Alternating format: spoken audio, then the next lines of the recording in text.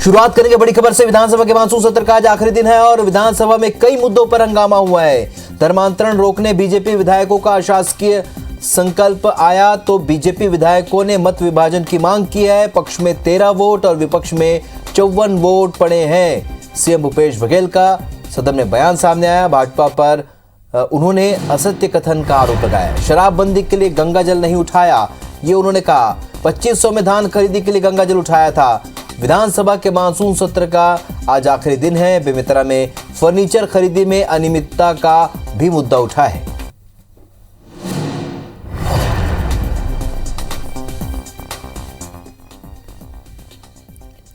राजेश मिश्रा हमारे सहयोगी और ज्यादा अपडेट के साथ इस खबर पर इस वक्त सीधे विधानसभा से जुड़ रहे हैं हमारे साथ। राजेश, जिस तरीके से हम देख रहे हैं सत्र का जो शुरुआती दौर देखा जाए तो टीएस सिंहदेव को लेकर जो विवाद था उस पर गया और उसके बाद से जो कार्रवाई शुरू हुई, लगातार विरोध देखने को मिला विपक्ष का। फिलहाल आज अंतिम दिन है, ऐसे में किन किन मुद्दों पर चर्चा होनी बाकी है?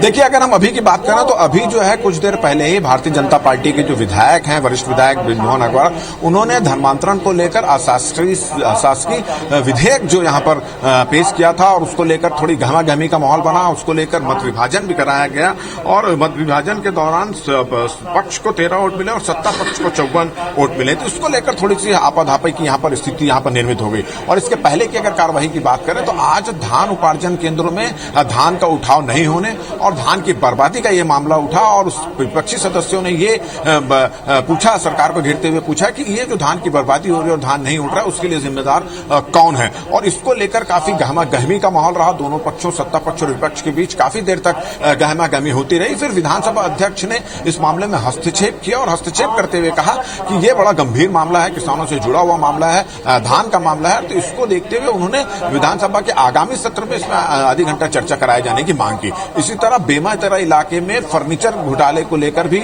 मामला हुआ। उन्होंने कहा कि जो स्कूलों के लिए फर्नीचर खरीदा गया है उसको लेकर भारी इसमें घोटाला हुआ है और इसको लेकर भी काफी गहमा-गहमी हुई और विपक्षी सदस्यों ने भी इस मामले में सरकार को घेरने की कोशिश की। इसी तरह भारतीय जनता पार्टी के सदस्यों ने एक रेत माफिया, रेत के अवैध उत्खनन के मामले को लेकर स्थगन प्रस्ताव यहां पर लाया था और वो चाहते थे कि स्थगन प्रस्ताव को ग्राह्य किया जाए और काम रोककर इस पर चर्चा कराई जाए। मगर अध्यक्ष ने भारतीय जनता पार्टी के सभी सदस्यों की जो इस मामले में स्थगन लाए थे उनकी राय सुनने के बाद उसको नामंजूर कर दिया। इसको लेकर भी काफी गहमागहमी की स्थिति निर्मित हुई। वहीं पूर्व मुख्यमंत्री रमन सिंह ने जो स्वामी आत्माराम इंग्लिश मीडियम स्कूल जो खोला जा रहा है उसमें जो शिक्षकों की नियुक्ति की जा रही है और जो विद्यार्थियों को प्रवेश किया जा रहा है उसको लेकर भी संदेह जाहिर किया और उन्होंने पूछा कि आखिर किस नियम के तहत इसका पद भरा जा रहा है और जिन लोगों को, जिन शिक्षकों को शासकीय स्कूलों से इस स्कूल में ट्रांसफर किया जा रहा है तो वहां पे जो स्थिति निर्मित होगी इस स्कूलों में उसको लेकर क्या होगा। तो ये तमाम मुद्दे थे, उनको लेकर काफी गहमा-गहमी की यहाँ पर स्थिति बनी। इसी तरह जो बलौदाबाजार जिले के श्री सीमेंट मजदूरों की मौत हुई थी, उस मजदूरों की मौत में उसके मुआवजे को लेकर, उनके परिवार के सदस्यों को नौकरी दिए जाने को लेकर, इसको लेकर भी ध्यान आकर्षण में मामला उठा। तो अगर हम आज बात करें तो आज अंतिम दिन था और अंतिम दिन भी जो है गहमा-गहमी का माहौल देखा गया।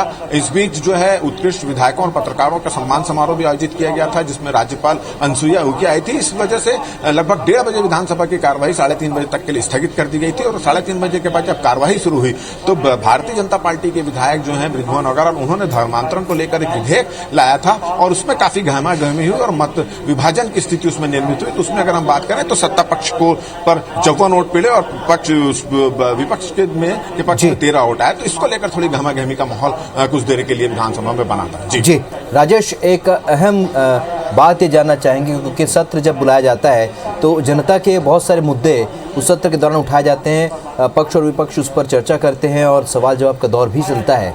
ऐसे में इस पूरे मानसून सत्र की बात करें तो इसका लब्बो-लुआब क्या रहा? क्या जो विषय आने थे वो इस सत्र के दौरान आ पाए हैं? जो विधेयक पारित हो रहे थे या जो जनता के जो मुद्दे थे, क्या वो सदन के भीतर गूंजे हैं?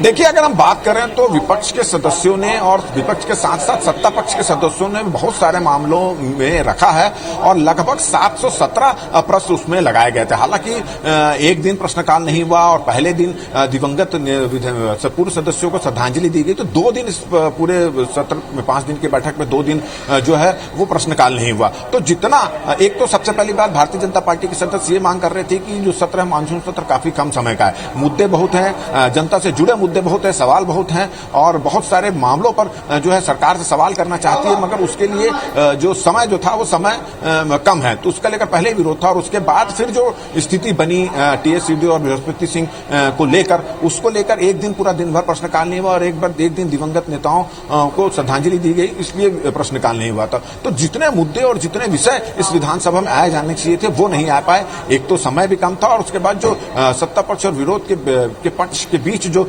विरोध और नोकझोंक की स्थिति निर्मित हुई, एक वो भी वजह थी और दूसरा जो बृहस्पति सिंह और टीएस सिंहदेव का जो विवाद सामने आया उसके कारण भी सदन की कार्यवाही थोड़ी सी बाधित हुई। तो उस जो समय निर्धारित था एक तो पहले से ही कम था, मगर उस समय का भी सदुपयोग ठीक से नहीं हुआ, ऐसा माना जा सकता है इस पूरे सत्र के दौरान। चलिए राजेश, इस जानकारी के लिए आपका बहुत बहुत शुक्रिया। हालांकि सत्र जिन उद्देश्यों से बुलाया गया था, सत्र छोटा था लेकिन किन्हीं 2 विषयों को लेकर काफी यहाँ पर गतिरोध भी देखने को मिला।